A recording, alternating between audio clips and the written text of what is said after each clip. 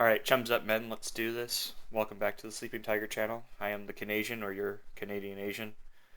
Today I just wanted to talk a little bit about a book that had a tremendous impact on me, and just my thoughts about it, and how it's the book I suggest to anybody really to just read. I'm assuming if you're watching this channel or you were suggested to watch this channel, then you're probably more financially inclined than most people. Um, but this book helped me get past something that I don't think a lot of people deal with. But I think if you're directed to this channel, then it's more likely that you've had to struggle with this particular situation too.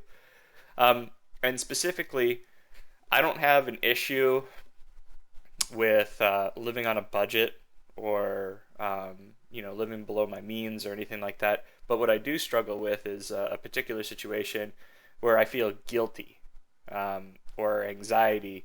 And this sounds so stupid, just talking about it, but I feel this guilt for um, trying to save as much money as humanly possible.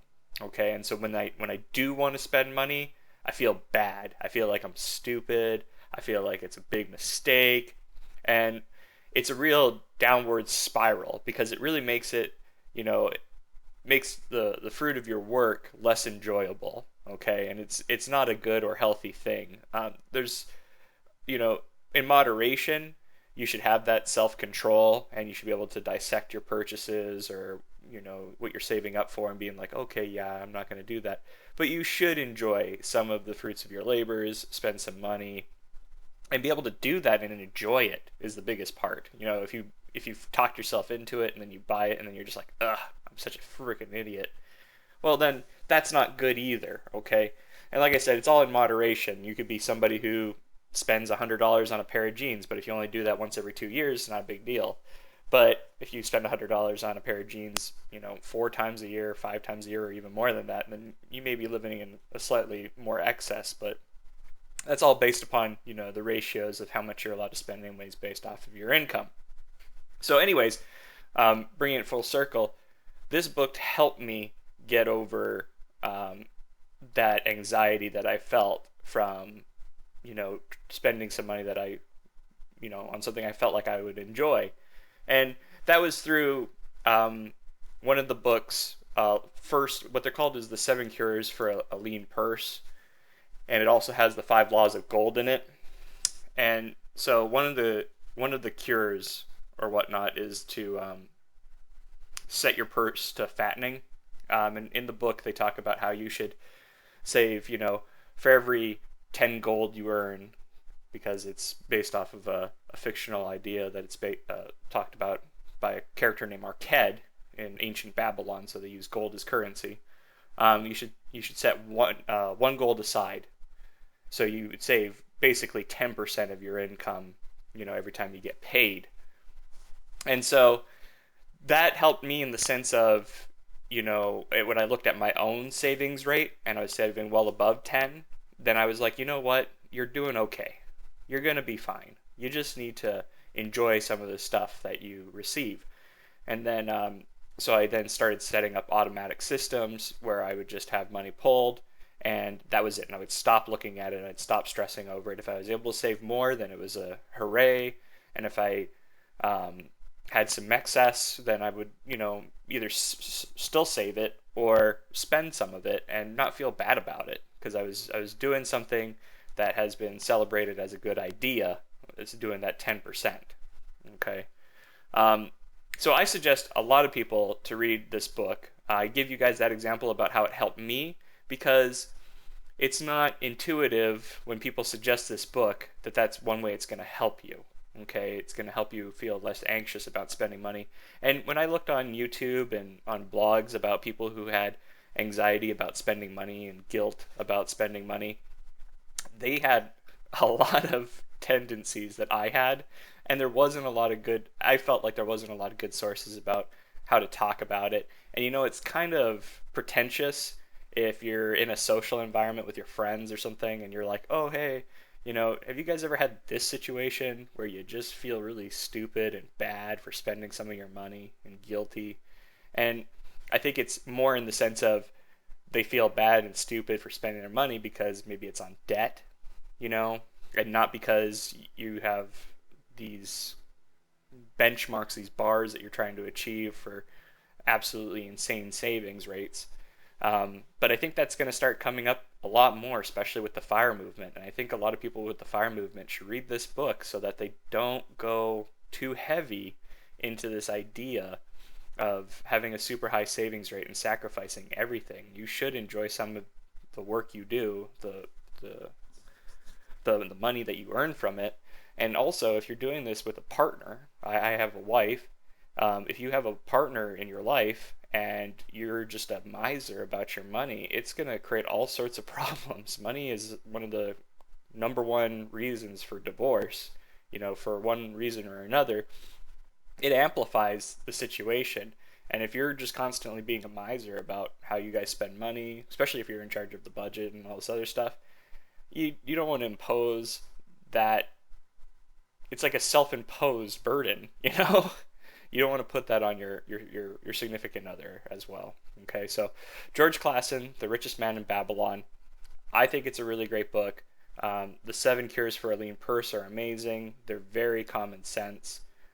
There's an analogy in there about how, you know, if it's like almost like the eggs you in a basket sort of a analogy where, you know, if you get 10 eggs, right, and you only take 9 of the 10 eggs out and you do that every day, what happens to the basket? It becomes overflowing, right? And so that's the idea with the lean purse, is that if you, for every 10 pieces of gold or whatever currency you have that you put into it, if you only pull out 9, then your purse will begin to fatten. So I thought that was really great. The other really good takeaway is that they talk about not to spend. Like, so once you do start investing your money and the children of your gold begin, you know, to produce money for you, they tell you not to spend that money. They want you to reinvest that money. So I believe they say, like, don't eat the children of your gold, which sounds crazy, sounds really horrible. But it's basically like saying, hey, you know, let's say you got a $23 dividend payout. Don't go to, you know, don't go out of your way to spend that $23 just because you earned it. You know, continue to live on your budget, continue to live within your means and enjoy, but have that money reinvested. Don't just start spending money because you're earning more money, in regards to your investments. So that's another good takeaway. And they have other weird, well, I thought weird stories inside the book about.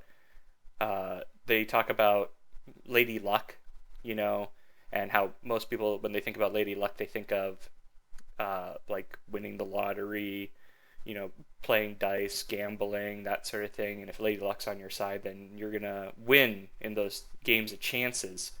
But they don't really consider the the idea of striking a partnership with somebody, finding a new job, you know, really finding a good proposal, those things, those interactions, those things that make you prosperous as Lady Luck being on your side. Okay, and so I would challenge people to start thinking like that too. Not to be superstitious or anything like that, but if you are and you believe in things like that, then, you know, look at the benefits that you've received so far as the times where Lady Luck was on your side, and don't just always think about things in regards to gambling or chance and those sorts of things, the Powerball. Anyways, I feel like I'm just kind of rambling on. I on this link here, I'm going to put it in the description. But this specific one, the reason why I do this is because a lot of people I tell about this book don't like reading. It's not a big thing. I like the smell of books, as weird as that sounds.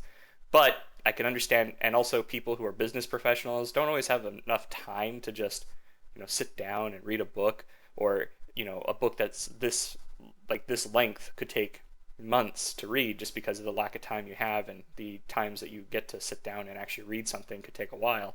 And so instead of having that kind of time commitment dedicated to a book, I'll post a link for this video here. There's no, what's called again, I have no affiliation with this YouTuber, so, but I would like to drive traffic to their channel, specifically because inside of this link that I'll post, somebody went through and took the time, so thank you to this person right here, the neutral good, to take the time to go in and note all the times for each chapter, so that, you know, when you pick up in the video, you can go down to this person's link right here, and then you could just go ahead and skip to whatever chapter you left off on, okay? I do notice things like that about YouTube books, is that unless somebody takes the time to do that, it's kind of annoying to try to go back and find your timestamp through the thing, okay? Well, anyways, guys, let me know if you want me to go into maybe what I'll do is I'll do a deeper dive into the 7 cures for a lean purse or the 5 laws of gold, and just take a particular topic of those and tell you about how the spin I have on them, how I feel about them, and the way they've impacted me. This book, for the number of pages it is worth the time, you guys. It really is. And I would strongly suggest, just because maybe you're more financially savvy and stuff like that, don't downplay the knowledge that it portrays. Because some of these things are just real common sense. Like, some people would be like, I know how to save 10% of my money or whatnot, and it was really stupid that you had anxiety about spending money. But don't downplay these things. These topics are, maybe intermediary, but they're very true, and they have a lot of weight to them, okay? Well, anyways, guys, thank you for tuning in to the Sleeping Tiger channel.